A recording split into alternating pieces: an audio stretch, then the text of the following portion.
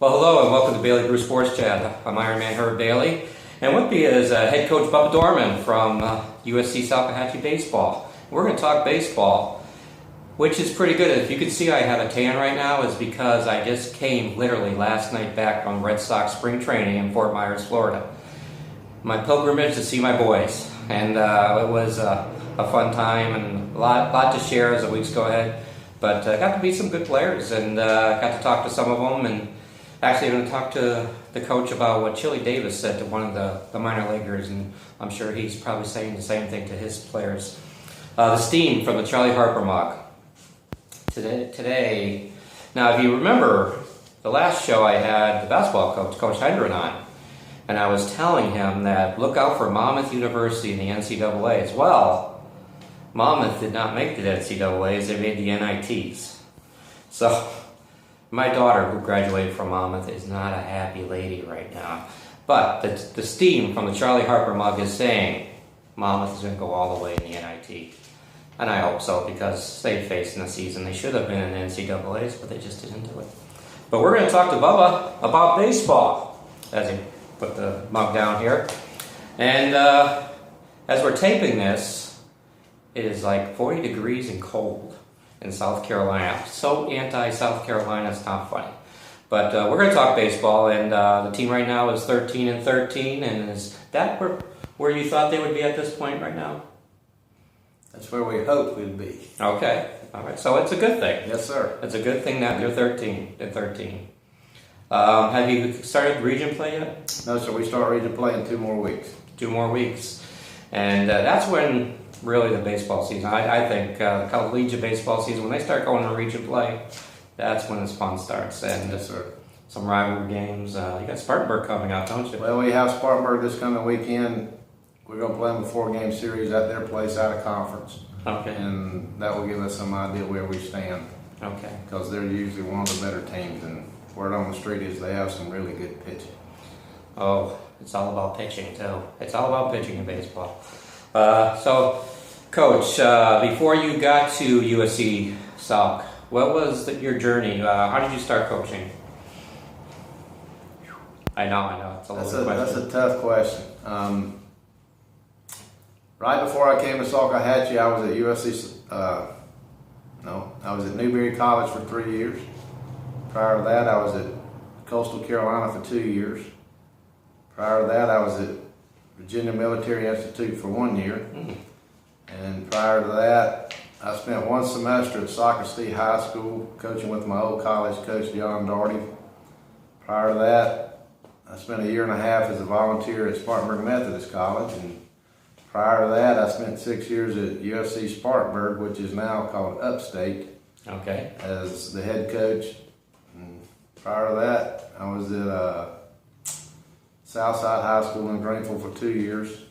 And then 1 year at Carolina High School, where I coached everything but baseball. And then prior to that, I spent 2 years as a volunteer assistant at USC Spartanburg with John Daugherty, okay, who had left Wofford College and gone over and started the USC Spartanburg program in 85-86. So I've kicked around a little bit. You have a lot of experience to bring to the table, that's for sure. And do you enjoy, of course, the answer probably is yes, but do you enjoy being at USC Salk and coaching the boys? Yes, sir. It's a very unique place. We have a beautiful baseball field. We have a weight room right off the batting cages there, and I think one of the true selling points of a young man coming to USC Salk is the fact that there's nothing can get in your way of making yourself a better player and also a better student. That's the key right there. If they walk out of the institution better in both of those, you've done your job, basically. Well, we've given them an opportunity. Yeah. We have to take the opportunity and make the best of it. That's right. So you're 13-13. Correct. And what are some of the players that have so far had seasons that are worthy of a note on the show, that they're really doing a good job this year? We have several pitchers who've thrown the ball well at this point. Hunter Hernandez out of Burns High School. He has thrown the ball very well. John Yarborough out of Soccer High School at Myrtle Beach. He's coming off an ankle injury, but his last outing, he threw the ball the way that he's capable of throwing it. Mm-hmm.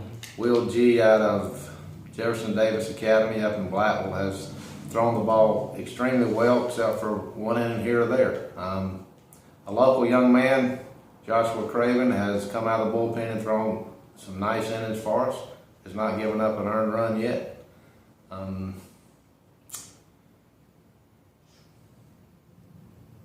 me think here. We have a right-handed pitcher out of Calhoun Academy. I'm more into numbers than I am names. That's okay. Yeah, that's true. That's true. Number 14. Number 14. Let me look here. He's going to look. As he's looking, you go into the minor league complex at the Red Sox spring training, and you got all these names of players. You have no idea who they are. But if they're in the minor league complex of the Red Sox, that means that they were a star before that. And so definitely when a player gets to a point where college ball or even invited to a major league team, they are some of the best of the best. And so it's basically a passion for them. Do you see that as the players this year, that baseball's a passion for them? We have a handful of young men that they love the game of baseball. The other pitcher I was talking about is Robert Lewis. Okay. He's out of Calhoun Academy. He's throwing the ball well. Offensively, we've been up and down, but we've had a couple of kids that the last few weeks to start swinging the bat the way they're capable. Caleb Talton out of Airport High School. Josh Litchfield out of Ashley Ridge. Neil DeBianco out of St. James. Benny Trescar out of Irmo.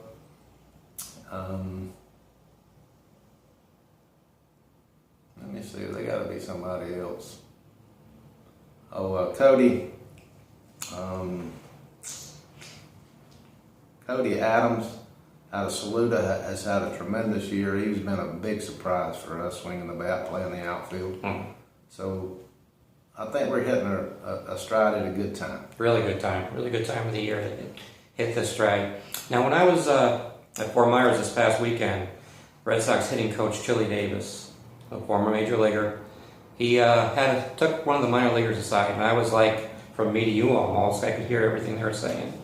And it was something that I've heard all growing up as a baseball player, and I'm sure you stress it again and again and again. He just was looking at this player and saying, you're taking the eye off the ball. You're taking, for a second, you're losing the ball. And that's why you're fouling the pitches off. And he worked with him until the guy was hitting line shots in the outfield. But do you find that even at your point where you got to continue to stress those type of fundamentals? Well, the key to it is eye-hand coordination. If you're not seeing the baseball and seeing it well, you're not going to be a very good hitter. Plus, you're not going to be able to catch the baseball. So the eyesight and keeping your eye on the ball is the key to the game, whether you're on offense, whether you're on defense.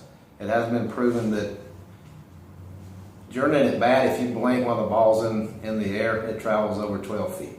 Yeah. So you're going to have a very difficult time of catching up with it as a hitter. Sure. So if you're taking your eye off the ball, you're going to struggle as a hitter. So it's big part of you as when before you start the season and in practice time now is just those fundamentals, right? Correct.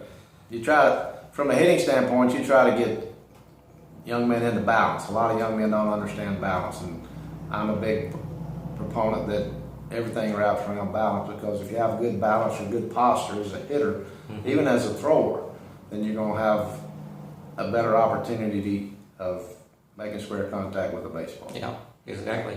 The body will get connected. It's very, very true. I'm 53 years old. When I was in Little League, my dad had me sit down and watch a videotape of Ted Williams.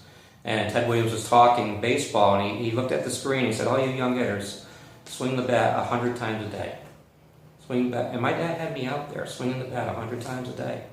And to the point where I had one of my best seasons in Little League because of that. But it's all about routine, isn't it? It's repetition. Yeah. But the repetition has to be good repetition. You just can't go out and just swing and swing and swing. You have to have a purpose for that swing. So you're building, as some people would say, muscle memory and all that stuff, but you can't just go out and just swing the bat. You have to have a certain purpose for swinging that bat for each time you swing it. Exactly. But if you don't swing it, you're not going to have a very good chance of being successful. Very true. Very true. Now, so we're heading into region play. Are you in the standings at a point where if the season ended today, well, how many teams make the region tournament? Because there's a play-in game, right? Well, this year we split up the Region 10 has split up the conference tournament. We only have 6 teams that are playing Division I junior college baseball at the moment. Okay. And the top 3 from the regular season will host the bottom 3 for a 4-game series, I guess. And then the winner of that might be a 3-game series. But the winner of those series will go to Burlington for the regular conference tournament. Okay. And the winner of that gets the automatic bid to go to the districts. Okay. And Region 10 will host the districts this year, so because we're hosting the districts, Region 10 will get 2 teams in the districts. Good. So there's 2 different ways to get there this year. That's good. That's good. And you are hosting, which is always good. So people in the area have some good baseball to see right there. So as we close the show with, if there is any word that would describe this year's team, what would it be? Resilient. Okay. They'll stay in games.